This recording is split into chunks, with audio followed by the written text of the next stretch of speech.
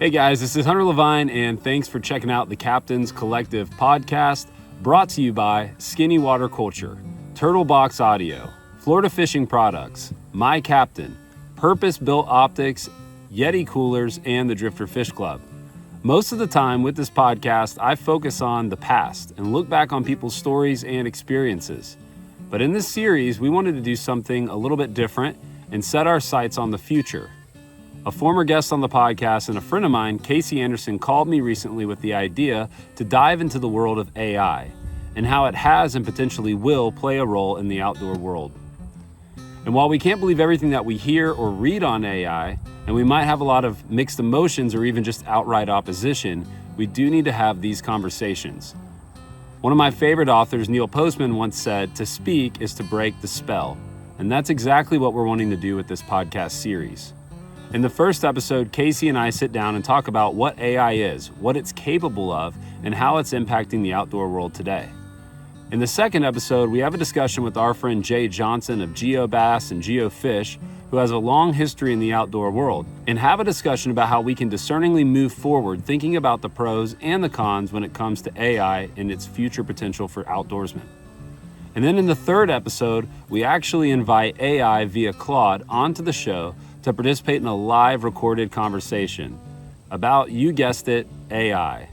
And it's absolutely astounding how well AI is able to listen and respond and hold a conversation. And it might be the most interesting podcast that I've recorded to date. So we hope that you guys enjoy this podcast. We hope that you learn a lot. And ultimately, we hope that this starts a really important conversation that's needed in the outdoor world today. Thank you guys so much for listening. We hope you enjoy. This is the Captain's Collective. Awesome. Well, hey, Casey, good to be back here in New Smyrna Beach, sitting here at Jay Johnson's backyard oasis. I don't know if there's a name for it, if Jay has a name for it, but it's an oasis. And I'm getting ready to go on a drifter trip to the Bahamas. And, you know, me and you've kept in pretty good contact the past year. And I told you along the way, if you ever had something that you wanted to talk about, you know, you always have a space here on the podcast. And I love the podcast that we did with you back at Redfish Camp and just getting to know you. You're a deep thinker. And you hit me up the other day. It was like 3 texts, you know, like boom, boom, boom, which is not very characteristic of you, you know? Because usually my relationship with Casey is usually, hey, man, you alive? Like, I don't know if you saw my last text. Are you mad at me?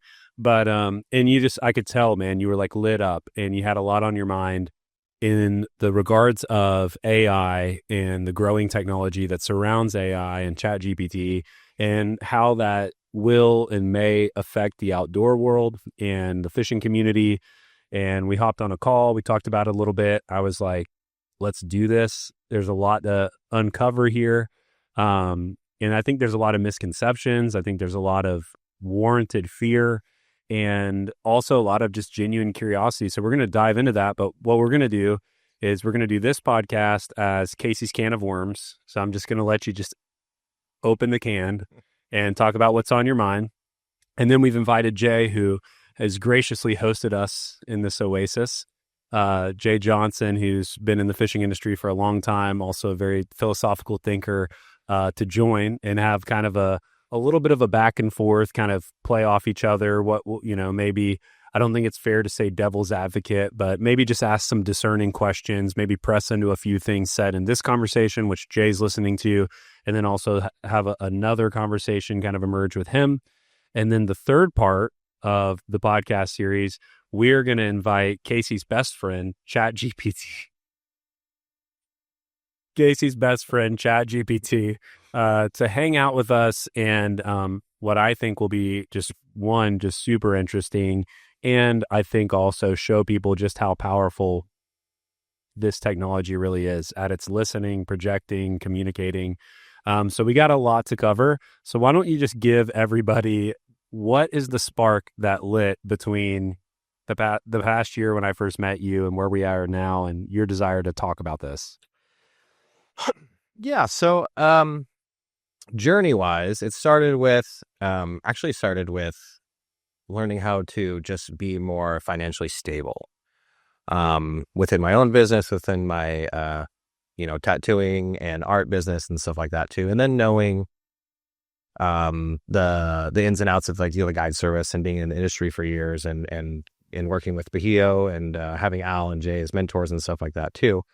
And then it kind of spiraled because once you start getting into more of the financial or just anything economy related right now, it's so much more in depth of the impacts of AI in that world right now, obviously, right? Because it's, you're talking about tech and finance, which are on the cutting edge of it all. And finance obviously wants to be first in everything, of course. So then it became so much deeper. And then once I started looking into AI, curious of what its capabilities are and what the hype is, right? What's going on? Because it's such a vast concept, right? And I think there's so much going on. It's in the problem is it's the rapid growth of AI and technology is it's going so fast where it's hard to keep up. So a lot of people, especially in the beginning, it's frustrating because it's a new concept to humanity that humanity's never really had until now. I mean, we've had it for decades on a not on a retail level, right? But now it's available to anybody who essentially has a cell phone and an internet connection. And then once I started getting into it and I started asking it questions and I started asking with the basic stuff, and you start to realize, wow, these are really intricate and beautiful answers. And I feel like I've read 3 books, but I've only spent 15 minutes, talking to AI. And what the platforms we use are large language models, like an OpenAI or a Claude or a Gemini, right? And it's essentially a database collection of everything that was recorded by human language, right? And it can decipher all of it, right? It catalogs all of it in a sense, what it can acquire now and what we're allowed to see in a sense, with guardrails. But it collects pretty much everything that as written language that's been documented, that's visible in a sense. And then it conceptualizes how to speak with humans from learning our language, right? And then it gets deeper into it too. And it's so the advancements now where you have your own, for the layman's terms of basis, assuming that no one knows anything about it, right? We're going to start the very beginning. When you start to build your account with it, the more you talk to it, and you're not telling it your social security number and your bank account information, but you're telling it about yourself. You could tell it about your business, about your financial situation, or maybe an emotional situation. And once you realize how beneficial it is on a larger scale than just making images or turning your puppy into a baby, Yeah. all that fun stuff, right? But once you start getting into the real benefits and you understand the power of it, it can kind of make you a super version of whatever you are, right? But so then again, you have there's pros and cons to all of it, right? And then we can get deeper into those discussions as we get into certain topics. But in the base premise is you create, it's almost like a mirror, right? And if AI has an IQ of 150 to 180 or whatever it is, 200 now, what it keeps continuing to be. If the average person has 100 IQ points and you log into ChatGPT, you're really borrowing those extra IQ points from chat. So now you become a intellect of 150 to 140 to 160, 180 IQ points, right? And you're borrowing at this time because you have this mass amount of information. And the more that it kind of defines and refines how you ask questions, how you view the world, your emotions based on its answers and everything like that, it builds a specific, quite beautiful profile of you. And it can begin to answer questions and curtail answers specifically for you.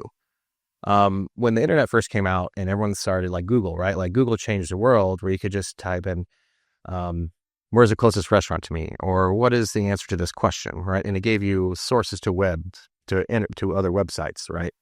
And it compartmentalized those and gave you the best answers that I thought it would. Now you have a system that gives you real answers and not just a bridge to another website that will hopefully give you the answer, right? So that's the big advancement that I think is the first concept that needs to be understood. And the power that it has to truly benefit everything. But again, too, same thing. It's a double-edged sword. So you have the benefit to be harmful as well. But it's a new concept that is rapidly growing, and it'll be integrated in every bit of everybody's life faster than I think we want to. Right? We didn't ask for it, right? But it's here, and it's very important. And especially if anyone's listening and they're in like the tech world, or you're an IT person, or you're starting to be in finance, or you're those at level, white collar entry level jobs, you're probably already a little worried, right? You probably already know of the job disruption potential, because it can do things faster and more efficient, right?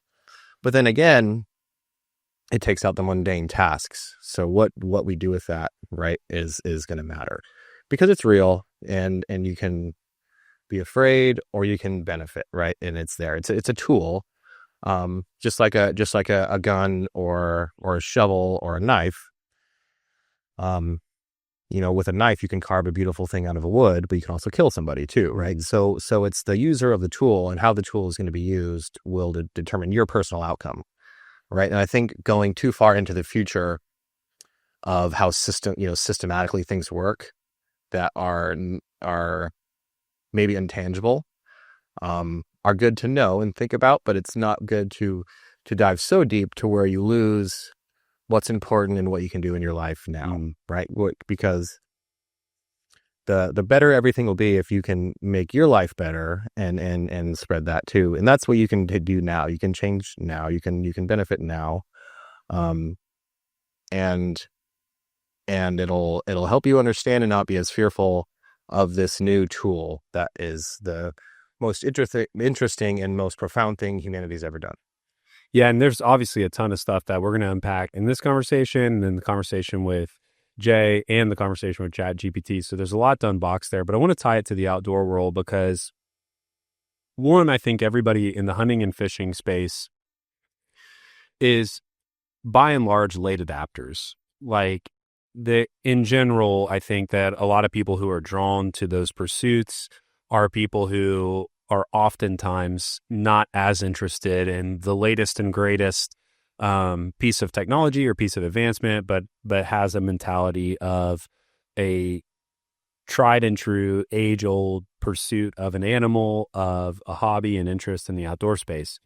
However, the outdoor world has had this really complicated relationship with any type of advancement in technology, from GPS units to, there are guys that are really anti-GPS units that allow people to access stuff that they couldn't access without learning it the old way. And then there's people who are like, well, yeah, but you're using a motor, and there was a time that we should all be actually back in canoes. And then, you can go on, and people in archery who are like, this is the old way, and I don't use a rifle, I use a bow and arrow. And you can imagine a subset of people somewhere that I haven't met them yet in the hunting world, that I know there are people that use spears, but like, oh, if you really want to be primitive, bro, use a spear. And so there's always this like really interesting conversation or evolution of technology and how people in the outdoor space interact with it. At the same time, like the fact that like airplanes allow, all three of us hanging out here have been able to fish places that we would have never been able to fish 500 years ago, unless we just happen to, catch a wild whim and get on a boat vessel and go.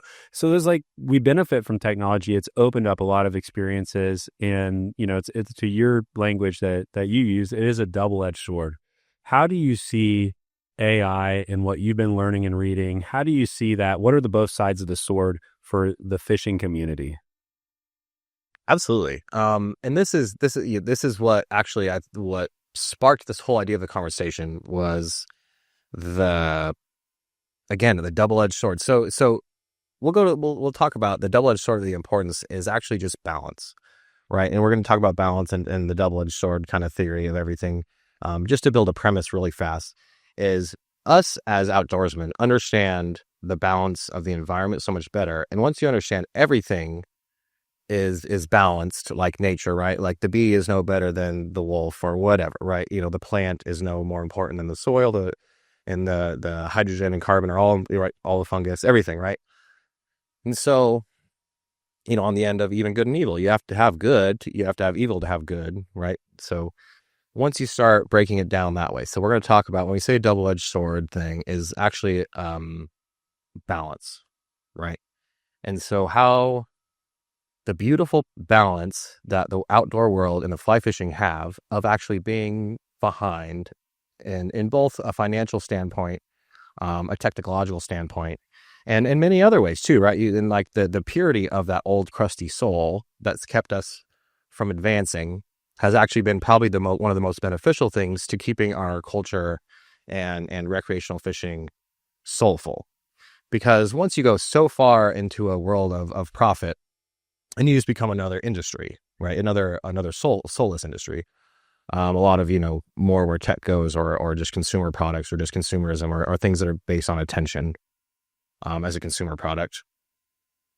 But because the fishing and recreational fishing and everything has been so kind of like, just, gatekeeper, old way type of thinking, actually might be beneficial, because we kept ourselves far enough back where we didn't advance into that soulless, profit-taking type business. There's divergences. There is close, right? Like there's people, there's companies and situations that walk the line of just becoming profit over soul. But the fishing industry has so much more soul in the financial aspect of it, and just the act of fishing itself. So where was We're talking about a double-edged sword. Yes, so, correct. Okay. Yeah. Yeah, the double-edged sword. So the double-edged sword of what we're having is that one end, right? As I was just saying, is because we've been slow, is actually could be a huge benefit, because we understand the importance and we still have a connection to the outside world, right? Whereas if you have a financial company that never sees outside, right? We understand that. And that could be our huge benefit and our catalyst to really, truly use this tool to keep our ways. We don't need to change our ways. We need to keep the same ways of protecting the earth, protecting our craft, protecting our environments, our fisheries, and all of those things, right? That should never change. That is fishing, and that is recreational, that is outdoors, being a steward. And so now we still have our souls, which is so important, right? But the reluctance of integrating new technologies is something that we do need to begin to accept, because, like, as you were saying, right, like, but whether it's a GPS, a depth finder, the trolling motor, the carbon fiber rod, fluorocarbon, right? Those were all things that were a new technology at the time. Any new technology came out, people were like, nah, I don't need that. I don't need that. I don't need that. And now it's a necessity. Like, what boat doesn't have a trolling motor, a GPS, and fluorocarbon, right, on it? You know what I mean? And so on. Fiberglass boats, two-stroke engines, everything, right? So if we understand that we can use technology to benefit our situation, we don't fully sell our soul to it, as some might, right? But our blessing is really actually that we are sipped back, right? Mm-hmm. And if you think about river, or the AI as this giant river, right? And it's going to come crash, the dam's breaking. And when it comes crashing down, who knows best how to stand on the side of the river, articulate how the river flows, and know when to step in, know when to come out, know where the soft spots are, know where to actually fish when the river is high, when the river is low, right? So I think us understanding of being an observer, but still interacting, is going to be really important. Mm-hmm. Yeah, I feel like, to use an illustration that a lot of us are probably familiar with, I was in Brunswick, Georgia. You weren't at this event, but felt like an event you would be at, and OTF Outfitters put it on. It's really fun. And I had launched, and my my power for my trim tabs and my GPS unit were compromised. So I had no trim tabs, which was brutal. I put Jesse Males in the front of the boat as like the human trim tabs, the old classic human trim tabs, you get the bow down, and had no GPS unit. So like in the spots when I could, I always want to be the second boat. I'll run behind you, and then if I see you smack something, then I can adjust, right? And I think, like, by and large, the outdoor industry has an opportunity, if you're not worried about being first to market and, I look at the surf world and I have a lot of respect for the surf world. The surf world feels further along in a lot of publications and, a lot of video they were making these like super rad films way before, most of us were trying to figure out, a lot, they were ahead of us in a lot of stuff. And so I think like in this regards, what we do need is we need people, which is, it'll be fun to have Jay hop in this. We need people who are paying attention, not that they're experts in how the technology works, but that they're experts in how the technology affects the users and the people. And we just need to be cognizant and paying attention of like, what are some of the maybe the learning curves and those things that we can avoid. And I feel like, obviously I think most people's first concern with all technology is this has been my experience on the podcast talking to people, is that people are concerned that people are going to miss the real reason to do it.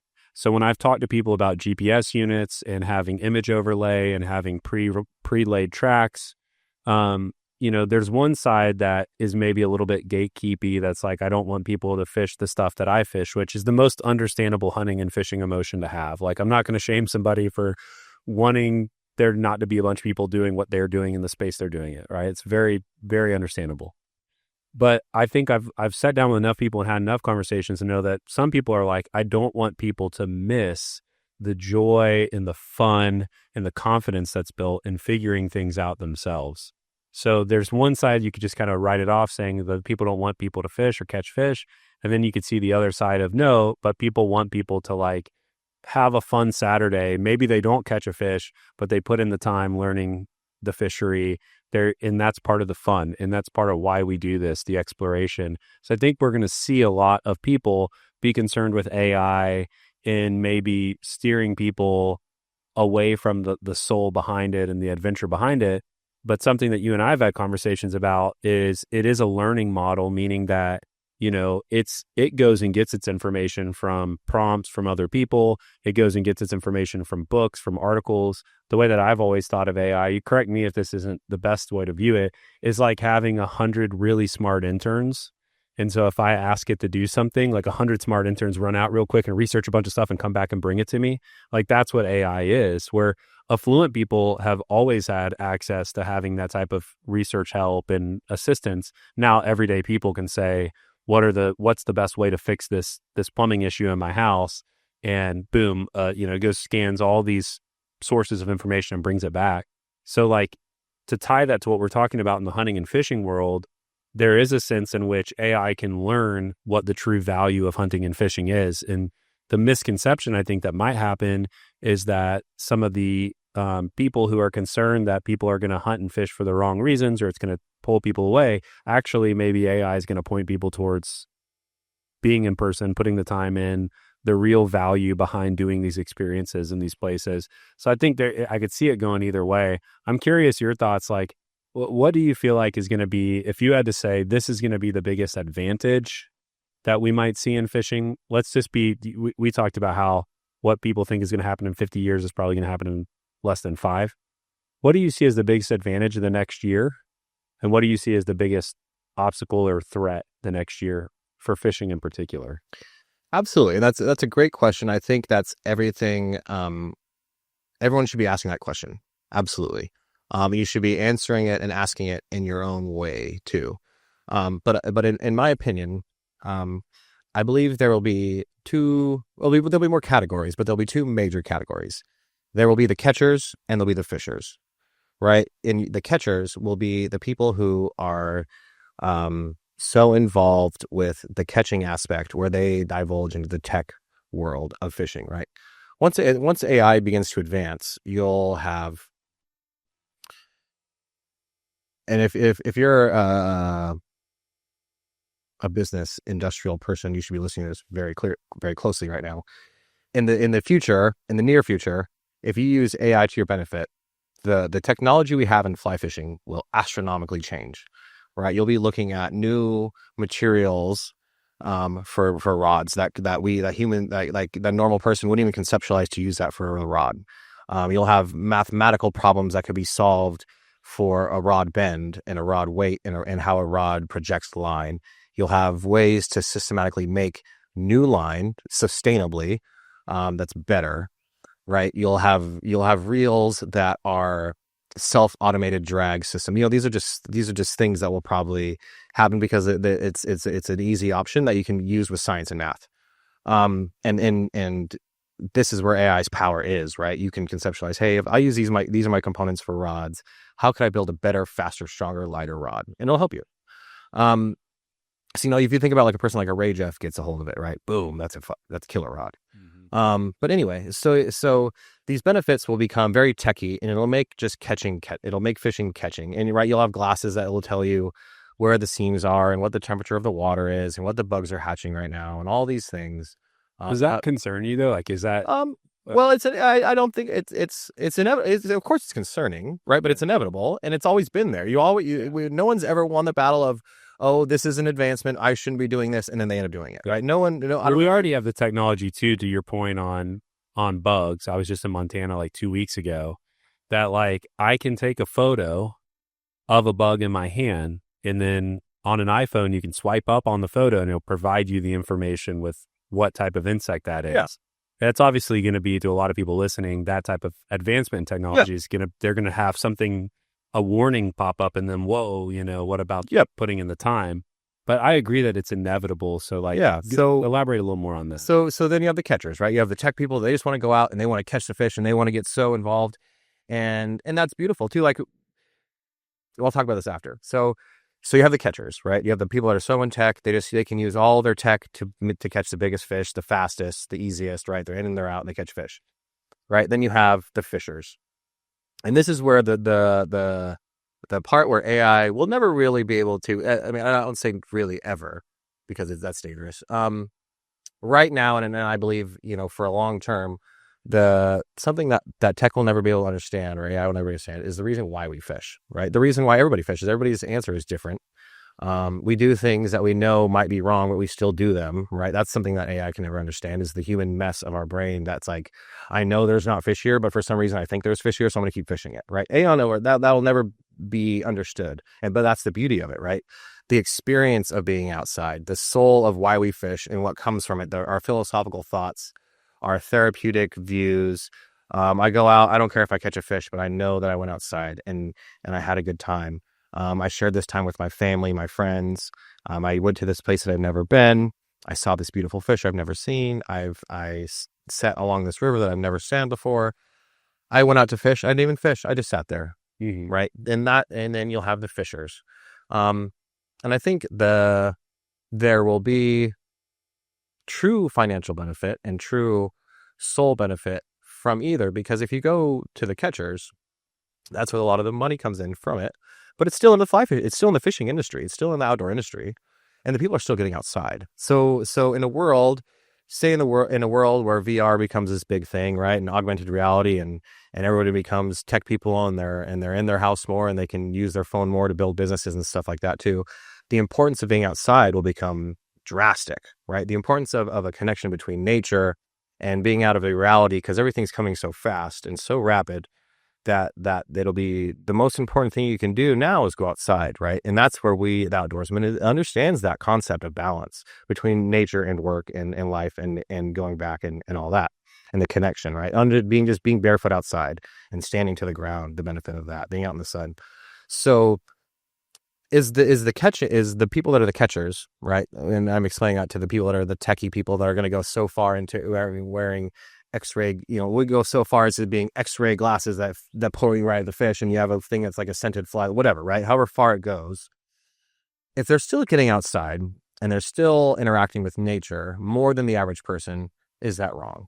And then it can be also a catalyst too, to like the fisher's point of view will be the most beneficial, I think, too. And this is where the guides and the lodges and the conservation groups and anyone who is the bridge from the fast-paced reality to nature as a steward will be some of the most beneficial and I think profitable and most soul-fulfilling jobs in the future of this industry, right? Like there will be and guides that are out there and outfitters, there will be a period of disruption. There might be a period of slow income. There might be a period of less clients. But if you wait it out, there will be the biggest soulful change you could ever do to people is be that bridge and that steward between their crazy reality and of the chaos that is going to be the reality of city life or AI or augmented reality, or when things become so unreal or you're unsure of how things, information that's out there, the rapid pace of growth, all this stuff, you step outside, and someone is there to guide you and connect you right back to earth, right? And then and that's the only thing that'll be the thing we have, right? That's the most important part. That's the whole reason anybody gets outside in the beginning. And I think the focus should be shifted from how we might conceptualize what guide trips and experiences are to what they might want to be. Does that make sense? Yeah. I just watched a documentary about a year ago about a guy who was training to climb this mountain, and he had like an unbelievable tenacity. He had a lot of skill. He did all the right things. I mean, a bunch of bad weather came in. He had the courage to like push through, and he gets to the top of the mountain and he realizes later that he actually climbed the wrong mountain. That was the wrong peak. Right. And so he did, like, on paper, it wasn't that he didn't try hard enough. It wasn't that he didn't care enough. It's not that he didn't have the right gear, like, but he was just on the wrong mountain. And I think, like, in a sense, when you talk about guides, or as a father, I listen to this and I think about my job is to try to help my kids understand what the right mountain in life really is, right? And for us three hanging out here, we know that actually catching the fish is not the mountain.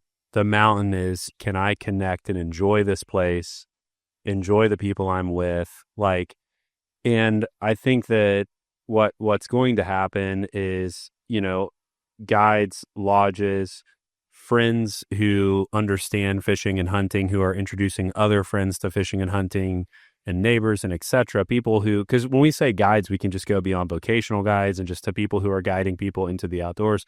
It's going to be super important for them to not just say, here's how to fish, but here's why fishing matters. Like we were talking on the phone the other day, there's the saying, give a man a fish, he eats, teach a man a fish, he fishes the rest of his life. But there's even like another layer of like, help somebody understand what fishing is, like why fishing matters. And it might be fishing, surfing, hiking. It might be, it doesn't matter what it is, but I think that people are going to have so much access to information, so much access to opportunity, and less understanding of themselves unless they use the technology to better understand themselves or have people who are helping point them in that direction. That's what's going to become important, right? Because if you're a guide and you think that what gives you the edge is because you know what the fly is that's hatching on the water, that is becoming less of a unique selling, what's a unique selling proposition, right? Like that is not going to be as important as it once was. Like if, I think about me as like somebody who does travel, right? Me answering the question of how do you get from Atlanta to the Bahamas is not really a question anybody in Atlanta asks anymore. They have access to figure that out themselves. So like me having a connection, like that's not as important. So I think like trying to sell that information, like information is going to become more readily available, but narration of why all this stuff matters, curation of experiences that people really need in the outdoors. And, I think also like connection, like genuine, real human connection, like what it feels like to be on a boat. I was just in Montana a couple of weeks ago. One of our guys, Trey's in San Diego, great angler. He's a chef, spends a lot of his life, working really hard. I'm on the boat with Trey. He hooks up on this beautiful big rainbow trout. And then I ended up hooking up. We had this double up, dude, and we're just like stoked up and we're fist pumping. Like AI will not, I don't believe, be able to replicate the feeling of being with a friend, fist pumping, sharing that experience. We could have gone 100 times and maybe that didn't happen. Like, I think all that's going to become more important for people to narrate. But I think one of the things I'm hoping that we can get out of this series talking about AI is that we can really try to not demonize it and say it's all bad. And we can still have discernment and talk about like, what is it actually, what's our responsibility? What does it ask of us? And a quote I was talking about earlier is I read this book called Amusing Ourselves to Death. And he has a great line in it. And he talks about, because he's talking about, it's you would love the book. it's about technology and entertainment, and just like the title's amazing, amusing ourselves to death. And he writes it, right? And like, it feels like he wrote it yesterday, but he wrote it like 40 years ago. It was super prophetic in that sense, right? And it's more relevant now than it was when he first wrote it, because when he first wrote it, everybody's like, oh, okay, yeah, right. You know, but he says this line, he says, to speak is to break the spell. And what I think is really getting at in that work is that we need to have the conversations we're having right now to help make sure that people are thinking about it discerningly, evaluating the impacts. And there's so much upside, like even what you said about conservation, like, you know, yes, people might be catching more fish like more easily, but, you know, AI can help us figure out conservation and like, how do we protect our fisheries? It can help us. Like I've been recently involved in a lot of environmental stuff in my local area, trying to kind of protect some land, and it's freaking confusing, man. Like how, like I feel like a 10-year-old sometimes. It's got to be in the House and the Senate and this and that, and there's all this stuff. And I'm like, I didn't pay that much attention when I was in 7th grade for the week that we talked about this. So I can use AI to better understand how our system works so that I can better advocate for protection of habitat. Like, there's a lot of upside in it. And, you know, not everybody's going to use it the same way. But if we have the conversation that we're starting to have right now, we can hopefully see people use it in a way that's going to actually be productive. So any closing thoughts before we have Jay hop on for some counterpoints? Yeah, absolutely. What you're mentioning is the beautiful fact, right? So we all know that there is going to be some disruption and things like that too. But in our community, and when, like, we're saying what it can be used for and how we should be using it, is exactly that.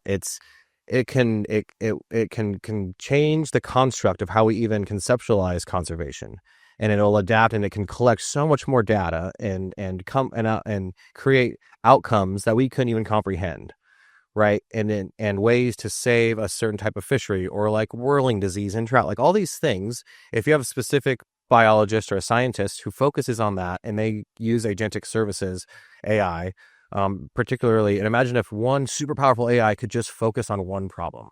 That's easy. People do that all the time. People do that in management all the time. They use one specific agentic service for their finances, one agentic service for bookkeeping, one for this and that. But imagine if one just focuses on solely one particular conservation, and they can all start talking to each other. And then too, so on a a business standpoint, you can start really kind of automating certain things. Especially if you're like a guide or a guide service. We can say this because we've been guides, and ran guide services and things, and understand that. If you're a guide, really start looking into it, and then start asking it questions like, how can I make my books cleaner? How can I turn this to a little bit more financially profitable business so I can focus more on fishing? I can focus more on the fact of creating soulful experiences. Right. And it'll blow your mind. If you spend a couple of days with it, it'll make your guide service better, more efficient, you'll realize more of like the tax implications and the tax deductions you can get. All these little tiny things that will help automate and help you understand it in layman's terms. All the documents you need for consent forms and legal contracts and insurance things, you can run through all these papers with it and say, hey, what's the discrimination on here? What's wrong? Is there some wrong wording I should be worried about? Right. In your consent forms for your whatever it is, you know what I mean? Or your business standpoints, or your legal documents for whatever. And all these things become more familiar, a little bit easier, a little more automated in your own little personal life, to where you can focus so much more on being outside and focus more on the experience you're going to bring. Absolutely. There's so much benefit to it all, and in every little avenue of it all. Yeah, I think that where you and I kind of align is that you have to accept that it's coming. Like, I heard Seth Godin, who's somebody I listen to a lot of the stuff that Seth Godin puts out, and he talked about with the factories during the time that electricity was becoming readily available. There were all these, you can actually read about it, like factories who really prided themselves and like, we don't need electricity. We're a non-electricity factory. We're not like those electricity factories, right? And they had actually a similar sentiment that maybe some people feel today of like, no, like shift work is fine. Like when there's not light outside, we don't need light. Like, we should be able to run our businesses without it. I think there's actually a lot of good sentiment in that too. And And now here we are now, 2025, and there's no such thing as like, if somebody said, I own a factory, I wouldn't go, do you have electricity? Are you one of those types of factories? Like, that's just called a factory now, right? Mm-hmm. So I think there's a sense in which like we embrace that this is happening, and rather than trying to stop it from happening, back to your analogy about a dam breaking, we try to steer it towards positive things. And I think too, hopefully, we can elevate and honor voices that can help us understand, what's the right way to do things, the right way to think about things. Yeah. So here's a cool little thing that we can do as an outdoor community right now, this very moment, to change. We'll never know what the actual dramatic change is, but this is our ripple effect we could do right now, right? So these models that we're working with, Claude and Chat and Gemini and all the other small models that people use, but like generally we're going to talk about the large language models they're your average, retail user models.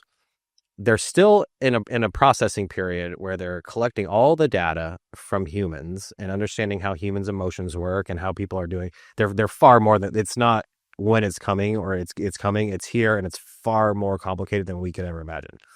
But to bring it back, there's it's not over, and it's just the beginning. It's like we have this little toddler phase.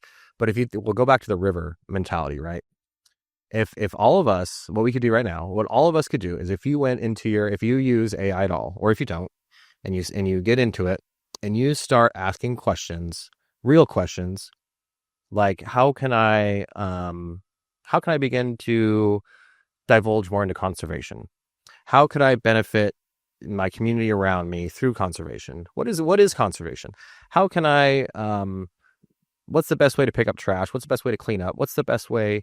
Any conservation or environmentally friendly questions you start putting out there, right? Then it collects that as human data of general human data, right? Now this shows these people care, right? Because if everyone just is consumers and everyone's just asking it what to wear, like, oh, should I shop for this or should I shop for that, or can I change my cat into a cartoon, right? Then that's its imagination. That's what people assume, is we're just these consumers. But if thousands and thousands of people just all of a sudden start putting in their conservation efforts, conservational thoughts, philosophical thoughts, outdoor thoughts, right? Outdoor businesses and all these things, you actually shift how AI conceptualizes humans, when we still have that chance right now, right? So if you're going back to the river, if you have a river and one person stands on the side and they throw a little rock in there, right? It's just going to go to the bottom and you're part of the river. But if you have 10,000 people all throw a rock in that same river, some shit's going to happen and that current's going to change, right? Like the low-key beaver, dude. The beaver, couple little beavers can change the whole entire ecosystem of a place, right? By putting a few sticks in a river. You know what I mean? Mm-hmm. And we have that ability now. The river's not all the way gone and flowing, right? It's ripping. It is ripping. And people need to realize that this is an important thing. And